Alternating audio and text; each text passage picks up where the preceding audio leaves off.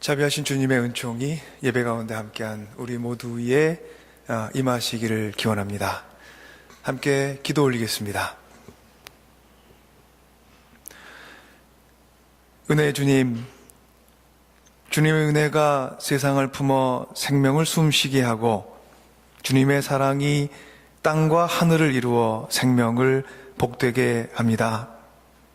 은혜로 생명을 살아있게 하시고 사랑으로 생명이 살아가게 하시는 주님, 겨울을 지나 봄에 이르는 길 위에 서 있는 우리들이 겪는 영혼의 허기와 목마름을 주님을 예배하는 이 아침 채워주시고 해소시켜 주옵소서.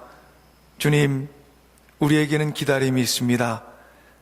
새로운 기회를 기다리고 오랫동안 씨름하던 삶의 문제들이 해결되기를 기다리고 육신의 아픔과 영혼의 슬픔이 사라지기를 기다립니다. 주님, 우리에게는 또한 소망이 있습니다.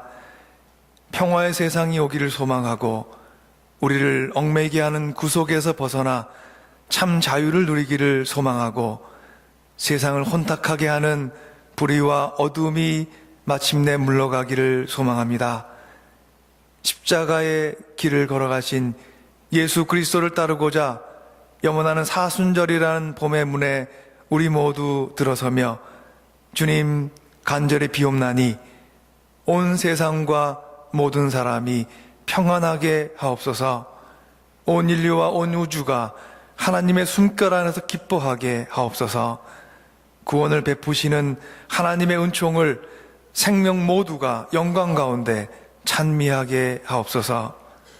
주님의 말씀이 우리의 생명의 양식임을 고백하며 우리 모두 주님 은총의 숲에 모여 앉았습니다.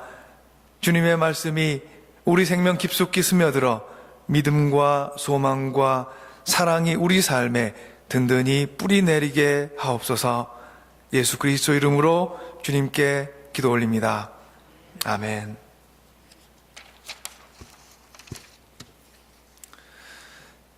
각각의 공동체에는 그 공동체를 특징하는 어떤 예식이나 마음의 자세가 있습니다. 예를 들면 유대 공동체에게 가장 중요한 마음의 자세는 처음부터 유월절의 정신이었습니다. 유월절의 정신이란 간단히 말하면 이렇습니다. 그들이 애굽 땅으로부터 떠날 때 하나님께서는 그들이 음식 준비를 할 때 허리에 띠를 메고 신을 신고 지팡이를 메고 먹되 서서 급히 먹으라고 하셨습니다. 그들의 긴박한 애굽 땅에서의 탈출을 묘사하는 것이고, 또 바꿔 말하면 그들에게 인생은 여정이라는 것을 일러주는 것 같습니다. 그들이 애굽을 떠나 광야를 지나 가나안에 이를 때, 그리고 나라를 이룰 때에도 하나님께서는 유월절의 정신을 잊지 않게 하셨습니다. 유대 공동체에게 유월절의 정신이 있다면 저희 기독교 공동체에는 어떤 부분이 그에 해당할까요? 아마도 종말론적인 신앙이 아닐까 생각합니다. 왜냐하면 하나님께서 아들을 보내셨고 그 아들이 우리 곁에 오셔서 부활하신 다음에 하늘로 올라가셨습니다. 그리고 저희가 맞이하는 지금의 절기는 그 예수님께서 올라가신 하나님의 아들 예수님께서 다시 오시겠다는 약속을 믿고 살아가는 교회 공동체입니다. 초대교회 신앙이 그랬습니다. 내가 다시 오리라. 그것이 곧 그들의 생애에 이루어질 줄 알았기 때문에 그들은 곧 예수 그리스도를 만날 소망 가운데 교회를 구성하게 되었고, 교회 공동체는 바로 처음부터 종말의 신앙 위에 서 있는 것이었습니다. 기독교 역사에서 크리스토프 볼룸하르트라는 독일의 루터교 목사님이 있습니다. 남독일의 시골 마을의 평범한 목사였던 블룸하르트는 1차 세계대전을 겪으며 그가 프리칭한 것, 설교한 것, 가르치는 것이 그 주위에 많은 영향력을 끼쳐서 저희들이 알고 있는 유명한 신학자인 칼 바르트라든지 현대, 근대 신학을 이루는데 알게 모르게 굉장히 깊은 공헌을 한 그런 설교자로 알려져 있습니다. 뉴욕에는 블룸하르트 목사님의 정신을 이어가는, 하나님 나라를 기다렸던 바로 그 정신을 이어가는 브루더 호프라는 커뮤니티 오브 호프라는 그런 이제 공동체가 전 세계로 따지면 한 100여 개가 됩니다. 그 중에 하나가 뉴욕에 있는 걸로 압니다. 독일의 시골 마을의 어느 목사님이었던 블룸하르트는 바로 1차 세계대전이 있고 난 후에 종말론적인 신앙에 대한 나름대로 확신을 얻게 됩니다. 우리에게 전쟁은 인간에 대한, 그리고 인류에 대한, 그리고 세상에 대한 아주 근원적인 질문을 갖게 하는 법입니다. 사람들은 전쟁을 통해 사람의 본성을 묵상하게 되었고 인류의 시작과 그 끝을 묵상하게 됩니다. 전쟁을 겪으면서 종말론적인 신앙의 확신을 얻게 된 볼룸하르트 목사는 예수님의 재림을 살아 생전에 보리라고 예언하며 사람들에게 경각심을 갖게 했습니다. 흥미로운 것은 그의 집 앞마당에는 언제나 한 대의 마차가 준비되어 있었다는 것입니다. 그것은 예수님께서 이 땅에 다시 오시면 그 장소로 달려가려고 준비해 둔 것이었습니다. 그는 끝날에 대한 확신과 믿음과 소망을 가지고 살았습니다. 이런 종말론적인 신앙을 가진 사람들이 사회나 현실에 대해 무관심할 수도 있습니다. 그러나 이 목사님은 오히려 종말론적인 신앙 속에 고통 중에 있는 사람들을 향해 하나님 나라의 신비를 일깨우며 하나님의 종으로서, 그리고 희망을 심어주는 사람으로서 자신의 인생을 열심을 다해 살았습니다. 물론 그의 생애 동안에 예수님의 재림은 이루어지지 않았습니다. 그러나 그의 예언대로 그의 생애에 예수님의 재림이 일어나지 않았다고 해도 우리가 그 목사님이 보았던 종말론적인 징후가 우리 눈에 보인다면 우리는 그 징후에 늘 눈을 크게 뜨고 저희의 귀를 기울여야 합니다. 우리들이 사는 시대에는 어느 때나 세상을 마지막을 향해 치닫게 하는 어떤 징후가 있기 마련입니다. 그리고 크리스찬들은 세상의 마지막 때에 신랑 되신 예수님을 맞이하기 위해 기다리는 신부와 같은 사람들입니다.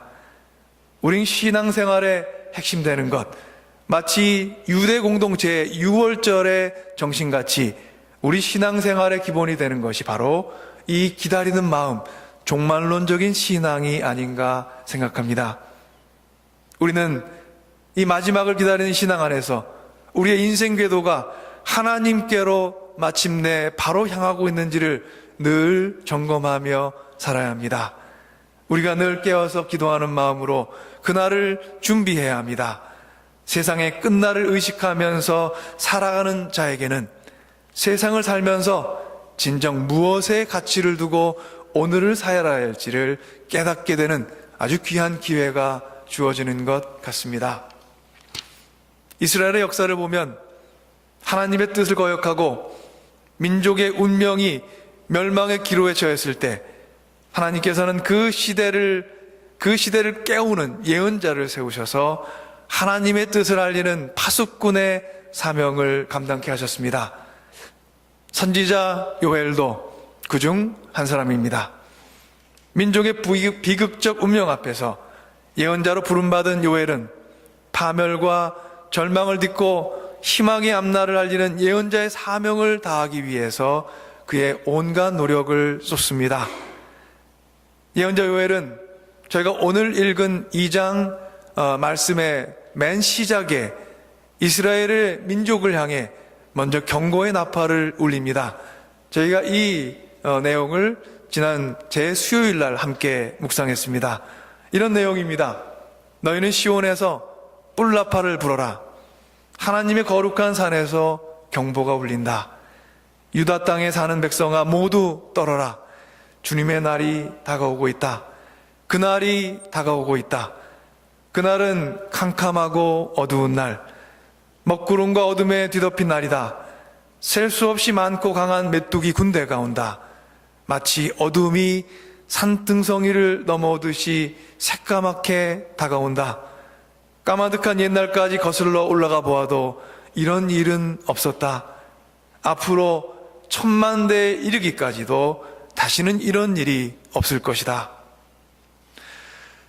흥미롭게도 이스라엘을 향해 선포되는 이 경고의 메시지는 아주 오래전 이집트에서 바로의 손에서 이스라엘을 구하기 위해 이집트 땅에 내렸던 그 재앙과 닮아 있습니다. 이스라엘을 괴롭히던 바로와 이집트에 임한 흑암의 재앙이 이제는 이스라엘을 구원하기 위해 임하는 것이 아니라 역으로 이스라엘을 심판하기 위해 임할 수도 있다는 것. 이것은 이스라엘을 구하기 위해 했던 하나님의 능력이 오히려 이스라엘을 징벌하는 능력으로 임할 수 있다는 것을 우리에게 일러주고, 우리가 사순절을 맞이하면서 우리 신앙 생활에 하나의 교훈과 경계로 삼아야 할 것입니다. 바벨론의 포로로 잡혀가 있던 이스라엘 자손들은 페르시아 왕인 고레스의 칙령에 의해서 자신들의 고향으로 돌아오게 되었습니다.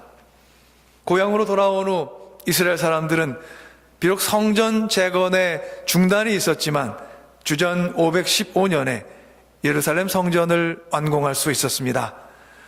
그러나 포로기 전부터 이스라엘의 예언자들이 여러 차례 예언했고 경고했던 희망과 행복에 가득한 미래는 그들의 바램만큼 속히 이루어지지는 않았습니다. 희망의 지연, 기다림의 연장, 이것이 우리 신앙생활의 위기로 작용할 때가 있습니다.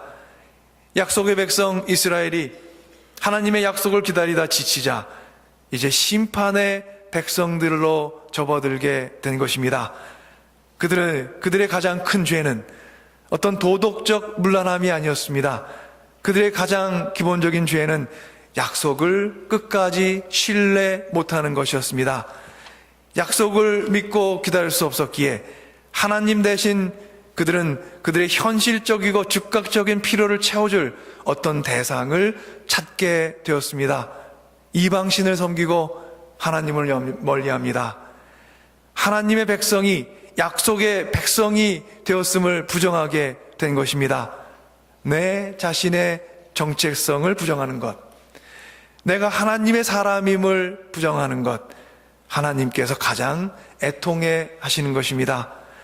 사람들의 신앙적인 탈선은 계속되었습니다. 말라기에 보면 이들의 죄된 모습이 이렇게 기록됩니다.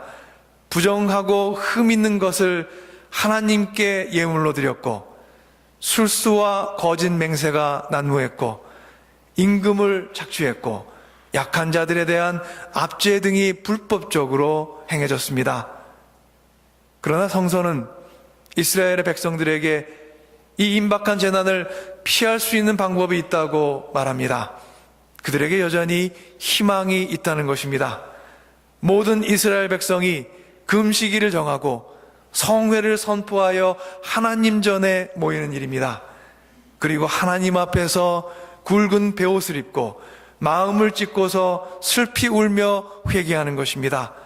선지자 요엘은 이스라엘이 금식하며 울며 애통해하고 마음을 다하여 하나님께로 돌아가는 그때 그들은 심판을 면할 수 있는 길이 열린다고 가르칩니다. 회개하는 척하면서 옷을 찢기만 하는 형식적인 회개로는 하나님의 마음을 열 수 없었습니다. 제의적인 정결만 갖고는 되지 않는다는 뜻입니다. 옷이 아니라 마음을 찢고 하나님께 진실된 마음으로 나가야 된다고 요엘은 외칩니다.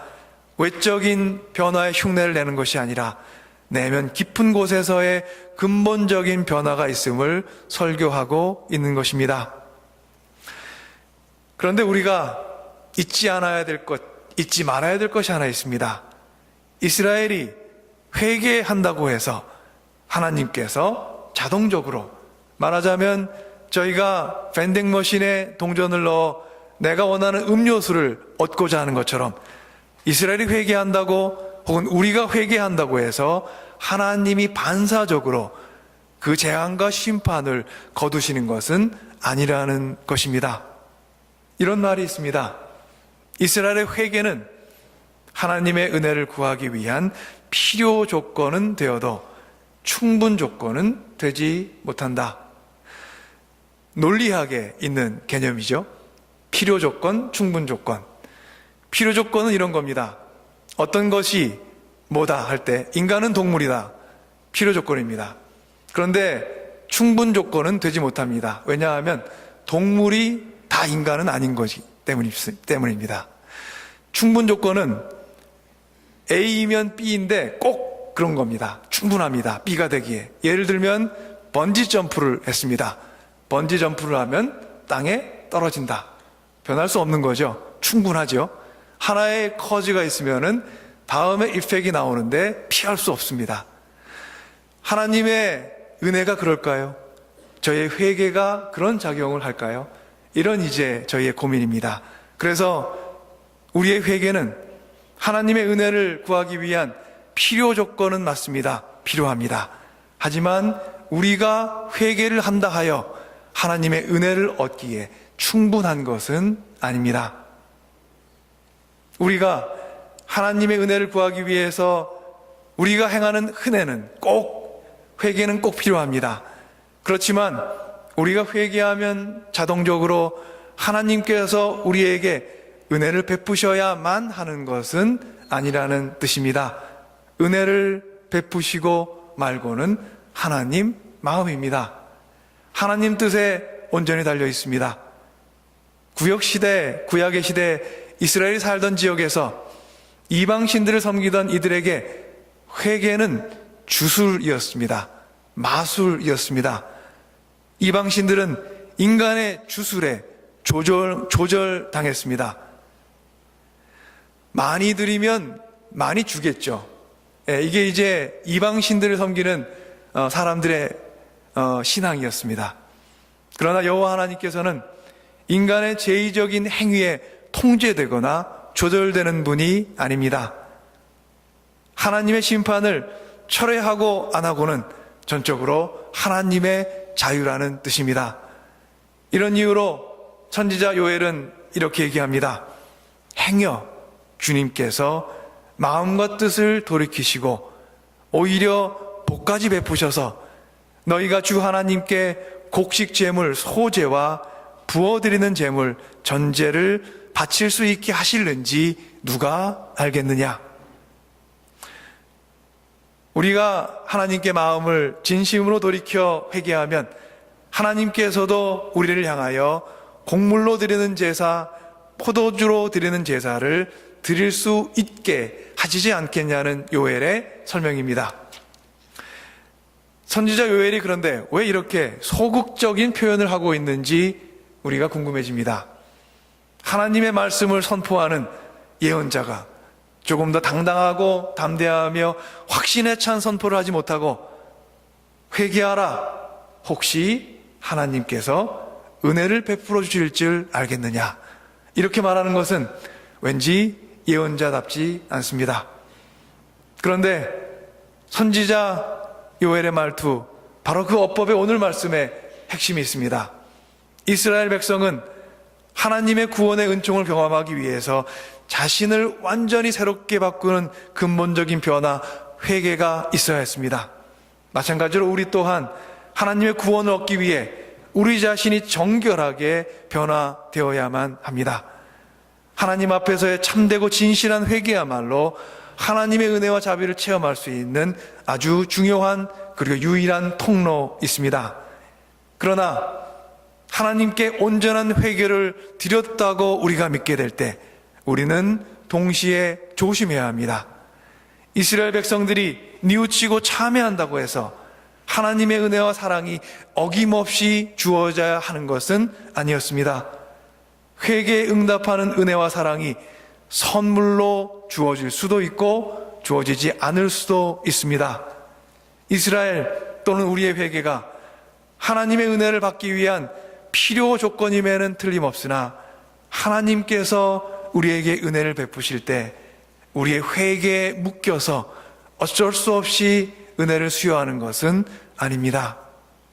이스라엘의 그리고 우리의 회개는 결코 하나님의 은혜와 자비를 얻을 수 있는 업적이나 공로가 아니요 하나님을 강제하거나 통제할 수 있는 어떤 힘도 더더욱 아닙니다. 우리가 이 사실을 놓칠 때 우리 신앙생활은 위기에 빠질 수 있습니다.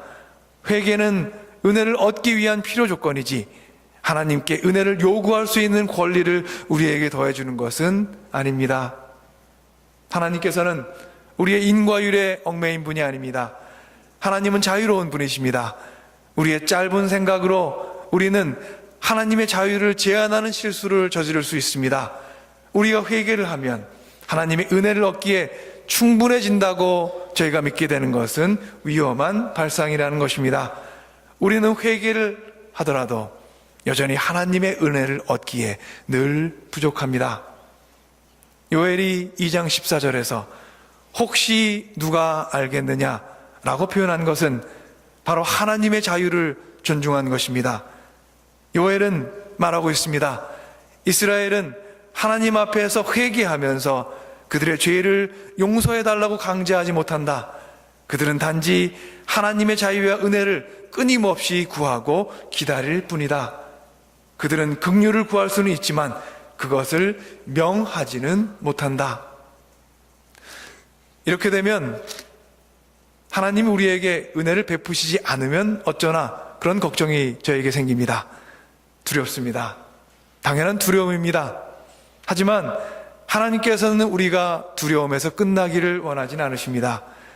우리의 행위에 얽매이지 않으신 하나님, 그것은 우리를 의무가 아닌 의지로 사랑하시는 하나님을 의미합니다. 우리의 회개에 종속되지 않으신 하나님, 그것은 우리를 자유롭게 사랑하시는 용서의 하나님을 의미합니다. 하나님께서는 우리가 죄를 뉘우치고 우리가 우리의 내면의 방향을 주님께로 돌이키실 때 당신께서도 우리에게 마음을 여시는 것은 맞는 것 같습니다. 하지만 이 돌이킴은 우리의 회개에 얽매여 있어서 어쩔 수 없이 하나님께서 행하시는 것은 아닙니다. 하나님께서는 기꺼이 우리에게 우리의 회개라는 영혼의 아름다운 선율이 울려 퍼질 때 오히려 또한 하나님께서는 하나님의 은혜라는 또 다른 선율을 우리의 생과 협연하여 아름다운 리듬을 그리고 음악을 만들어내시는 분이십니다. 사랑하는 주님의 자매 형제 여러분, 사순절의 기간의 시작입니다. 주님의 고난과 부활을 1년의 그 어느 때보다 깊이 묵상하면서 우리 신앙이 더욱 자라고 그 깊이가 더해지기를 소원하며 우리가 살아가게 되었습니다. 주님께서는 이 땅에 오셔서 세상의 끝날을 향해 어떤 소망을 갖고 지금을 살아야 하는지를 우리 모두에게 일러주셨습니다. 우리는 부활의 소망을 갖고 주님을 기다리는 사람들입니다. 우리 인생의 가장 궁극적인 희망이 주님께 있습니다. 주님께서는 우리 지금의 인생의 저편에 우리를 기다리고 있는 참 소망의 실체를 우리 모두에게 이미 보여주셨습니다. 저희가 잘 알고 있는 알렉산더 왕의 일화에 보면 이런 일화가 있습니다. 그가 그리스의 큰 전쟁에 출전하기 위해서 바로 그 직전에 그의 꿈을 실현하기 위한 대전에 출전 직전 그가 가진 보물 장庫를 열어서 그는 자신이 갖고 있는 모든 보물을 꺼내서 자신의 부하 장군들에게 나누어 주었습니다. 한 참모가 왜 그렇게 모든 것을 나누어 주는지를 그에게 물었습니다. 그가 말합니다. 나는 가장 중요한 것을 남겨두었네. 나는 동과 서로 나누어진 이 세계가 이 꿈으로, 나의 꿈으로 하나가 되는 위대한 희망을 가지고 있네. 그리고 이 희망을 위해서라면 나는 이 보물을 얼마든지 사용할 수 있네. 부활의 참 소망을 가진 우리 모두입니다. 이 땅 위에 어느 누군가보다 더 큰 자리를 얻기 위해서 다투는 그런 자들이 아닌 하늘의 소망을 얻고 사는 사람들입니다. 우리 가진 것 다 드려도 얻기에는 부족한 부활의 소망을 갖고 사는 사람들입니다. 그러나 또한 우리는 우리의 희망이 지연되는 때를 살고 있습니다. 초대교회 이후로 우리는 모두 지연된 희망 속에 살아가고 있습니다. 지연된 희망 속에서 우리는 자칫 하나님께로부터 마음을 돌이켜 가시적인 희망, 만져지는 가능성에 유혹받을 때가 있습니다. 하지만 오늘 우리가 묵상한 복음서는 우리가 살아가는 세상 가운데 어떤 마음의 자세로 살아야 할지를 분명하게 일러주고 있습니다.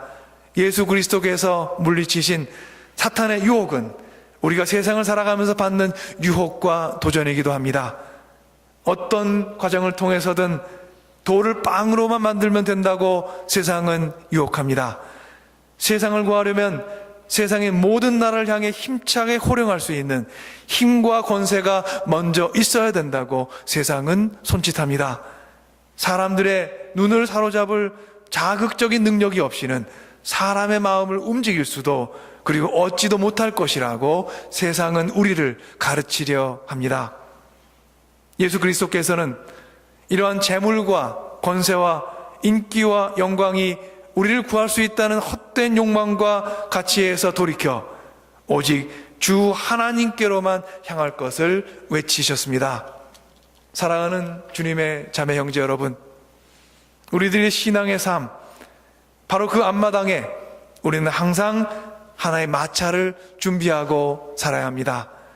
끝내 우리 인생을 통해 우리가 살았을 때 그 마차를 타고 나갈 일이 닥치지 않더라도 묵묵히 그날을 준비하는 마음, 종말론적 신앙을 가진 자의 모습이고 혼탁하고 어지러운 세상 가운데 하나님께서 침범하시는 그 역사하시는 통로를 늘 열어놓고 마련하고 사는 사람들입니다.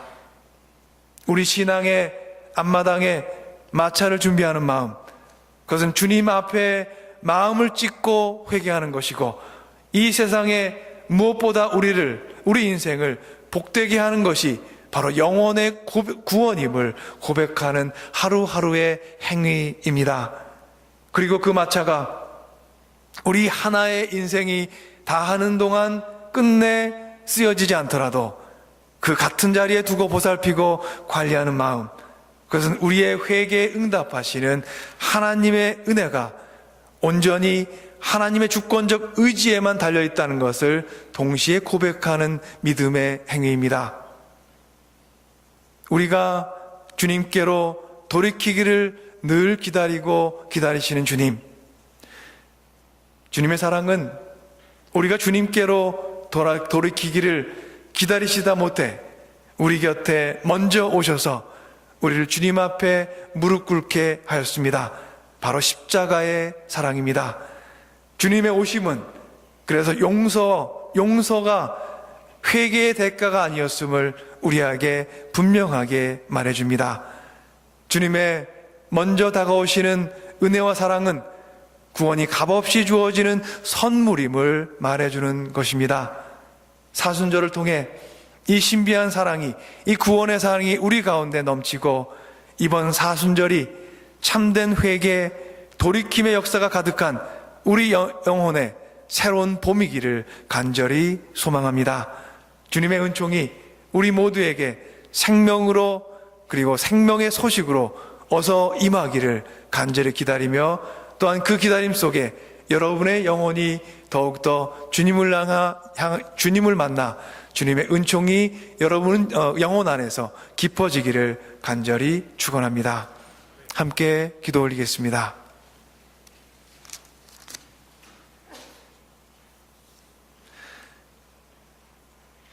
은혜의 주님, 주님의 은혜가 진정 무엇인지 알고 사는 줄 알았습니다.